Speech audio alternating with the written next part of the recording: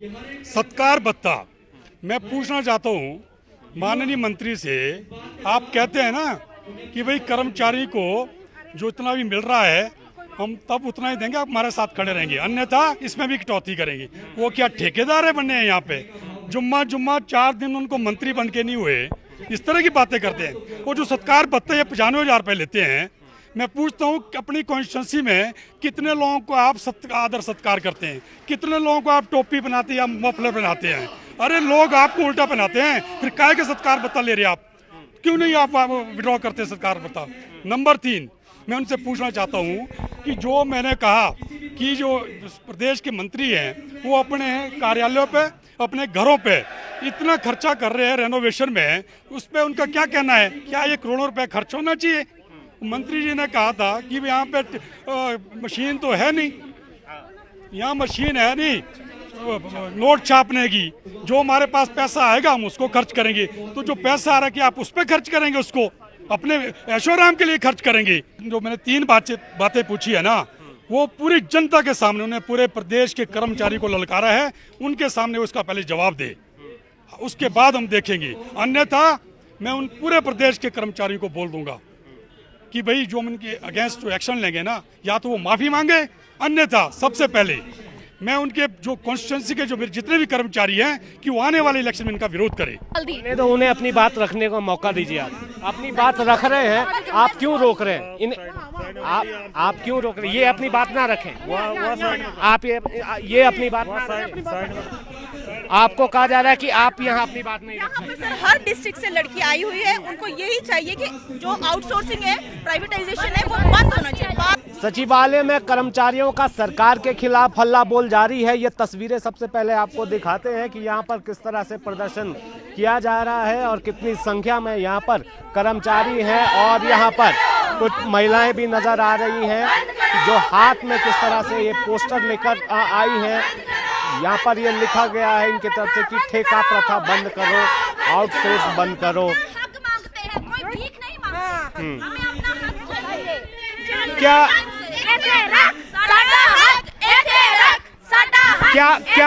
क्या नाम है आपका और आपका संगठन कौन सा है? सर हमारा नर्सिंग यूनियन संगठन है, मेरा नाम ज्योत्सना है, मैं MSc नर्सिंग हूँ। 14 साल से वेट कर रही हूँ कि हमारा कमीशन, हमारा बैच वाइज जो है नंबर आएगा। गवर्नमेंट पहले हमें झूठे वादे करती है और उसके बाद हमारे हक में जो है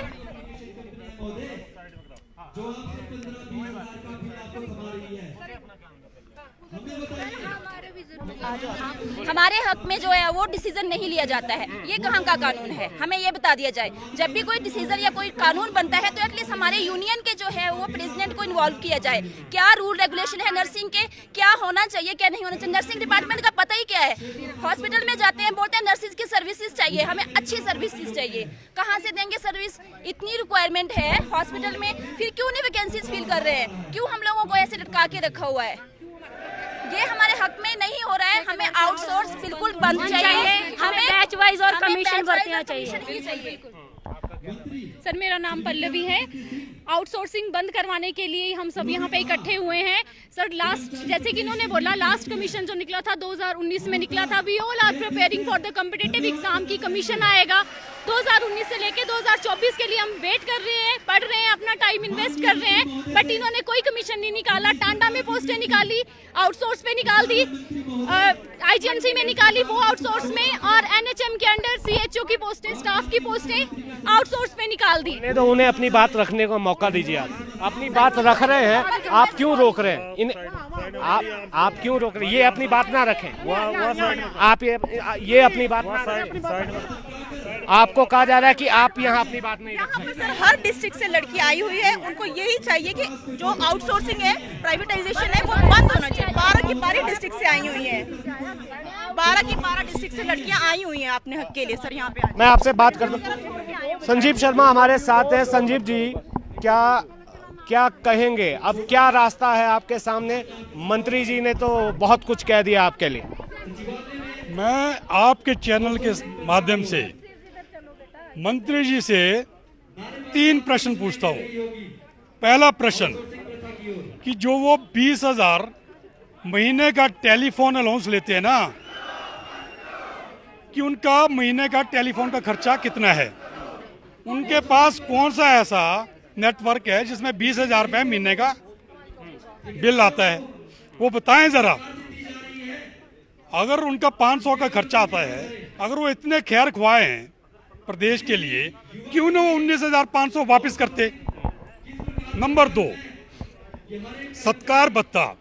मैं पूछना चाहता हूं माननीय मंत्री से, आप कहते हैं ना कि भाई कर्मचारी को जो इतना भी मिल रहा है हम तब उतना ही देंगे, आप हमारे साथ खड़े रहेंगे, अन्यथा इसमें भी कटौती करेंगे। वो क्या ठेकेदार है बनने हैं यहाँ पे? जुम्मा 4 दिन उनको मंत्री बन के नहीं हुए, इस तरह की बातें करते हैं। वो जो सत्कार भत्ते 95,000 रुपये लेते हैं, मैं पूछता हूँ अपनी कॉन्स्टिट्यूंसी में कितने लोगों को आप आदर सत्कार करते हैं, कितने लोगों को आप टोपी बनाते हैं या मफलर बनाते हैं? अरे लोग आपको उल्टा पहनाते हैं, फिर काहे के सत्कार भत्ता ले रहे आप? क्यों नहीं आप विड्रॉ करते सत्कार भत्ता? नंबर 3, मैं उनसे पूछना चाहता हूँ कि जो मैंने कहा कि जो प्रदेश के मंत्री हैं वो अपने कार्यालयों पे, अपने घरों पे इतना खर्चा कर रहे हैं रेनोवेशन में, उस पर उनका क्या कहना है? क्या ये करोड़ों रुपए खर्च होना चाहिए? मंत्री जी ने कहा था कि यहाँ पे मशीन तो है नहीं, यहाँ मशीन है नहीं नोट छापने की, जो हमारे पास पैसा आएगा हम उसको खर्च करेंगे। तो जो पैसा आ रहा है कि आप उस पर खर्च करेंगे, उसको अपने ऐशोआराम के लिए खर्च करेंगे।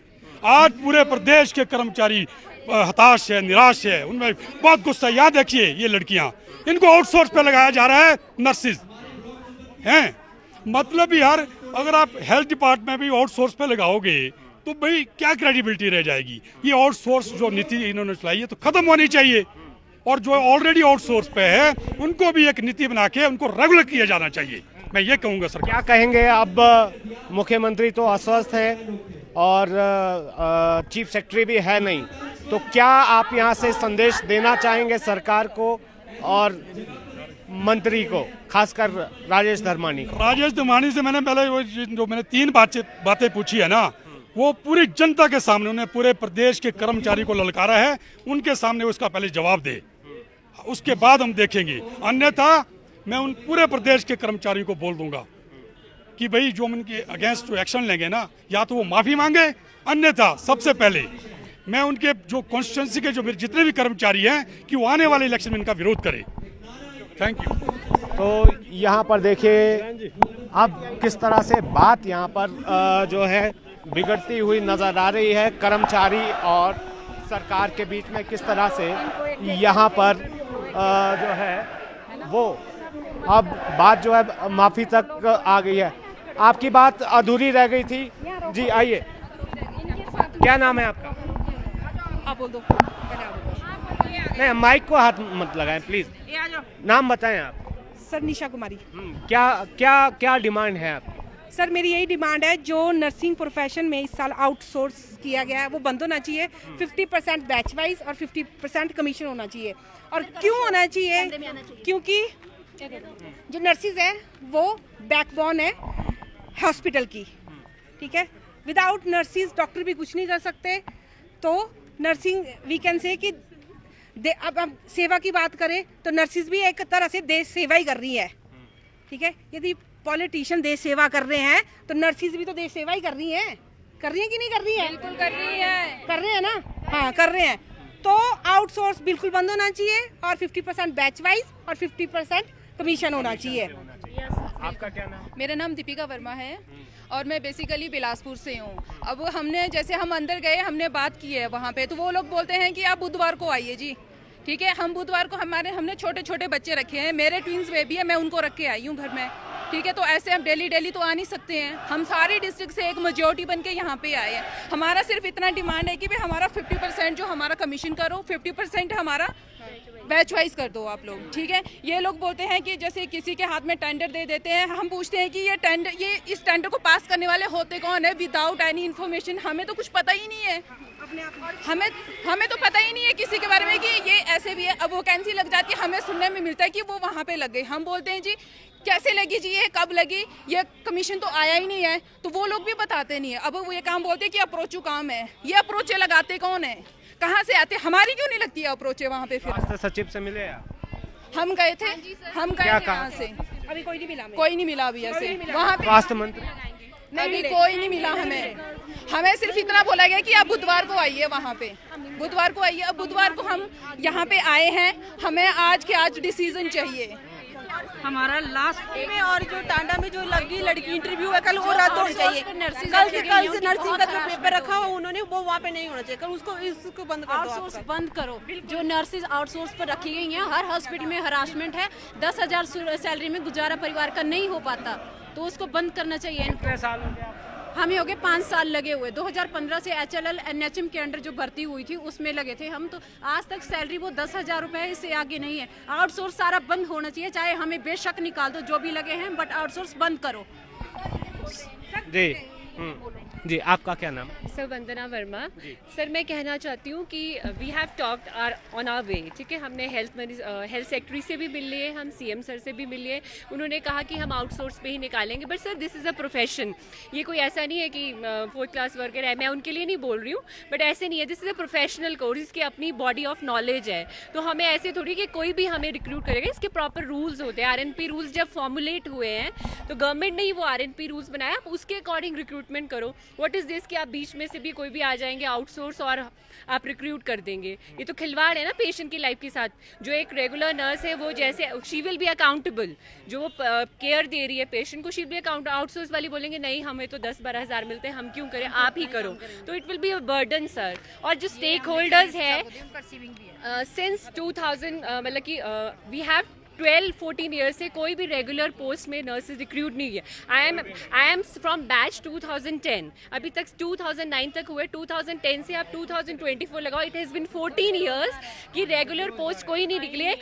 चलो नहीं निकली तो आप क्यों नर्सिंग कॉलेजेस को परमिशन दे रहे हैं रन करने के लिए? Almost 60-70 nursing colleges running and MSCs तो अलग ही मुद्दा है, उनके लिए तो कोई पोर्टल ही नहीं आने का। वी हैव नो पोर्टल ना हम। जब संकट आता है तब आपकी तारीफें की जाती है, फूल मालाएं पहनाई जाती हैं, पुरस्कार दिए जाते हैं। जब स्थायी नौकरी की बात आती है तो आउटसोर्स। हाँ नहीं तो सर फिर एग्जांपल दो को उन्होंने ऐसे रिक्रूट किया, बाद में निकाल दिया। कोई टाइम पास के लिए थोड़ी ना। तो वो सर टाइम पास नहीं ना, हमारा प्रोफेशन टाइम पास नहीं हो सकता। जब इसकी इक्वलेंसी सर अगर आप कराएंगे फॉरेन में, और हमारी एजुकेशन इक्वल लेवल पे है, they prefer foreign nurse Indian nurses क्यों करती है कि सेम लेवल ऑफ एजुकेशन जो हमें पढ़ाया जाता है वो हम 10% भी पेशेंट को केयर नहीं करते, बिकॉज नर्सेज नहीं है। आप इमेजिन नहीं करेंगे आप सिलेबस तो इतनी केयर दे सकते हैं, हमारे को यूटिलाइज ही नहीं करेंगे। हम आपकी बात और आपके पेशे को अच्छे से समझते हैं। तो क्या ये कहा जाए सरकारें तो बदल रही है, जो दल है कभी कांग्रेस है कभी भाजपा है, अधिकारी वही है, नीति नहीं बदलती। जी सर नीति इतनी बड़ी मुश्किलों से बनाई है, आपको नहीं पता है। RNP रूल्स हमारे लिए बने नहीं थे, बड़ी मुश्किल से 2019 में बने। उसमें स्पेशली मेंशन किया है कि कभी भी नर्सेज की पोस्ट निकलेगी बैच वाइज और कमीशन वाइज होगी। तो who are they to come and recruit people on outsource basis? Sir this is exploitation of nurses. क्यों करेंगे बच्चे, हम क्यों नर्सेज करें, क्यों हम इन्वेस्ट कर रहे हैं नर्सिंग प्रोफेशन में? मत करें कोई nursing, let the patient die. फिर ऐसे ही होगा, क्योंकि अब जब आपको रेगुलर जॉब नहीं मिल रही है, नोबडी विल नर्सिंग। मुझसे कोई पूछेगा मैं बोलूँगी कोई नर्सिंग करने की जरूरत नहीं, क्योंकि आपका भविष्य क्या है?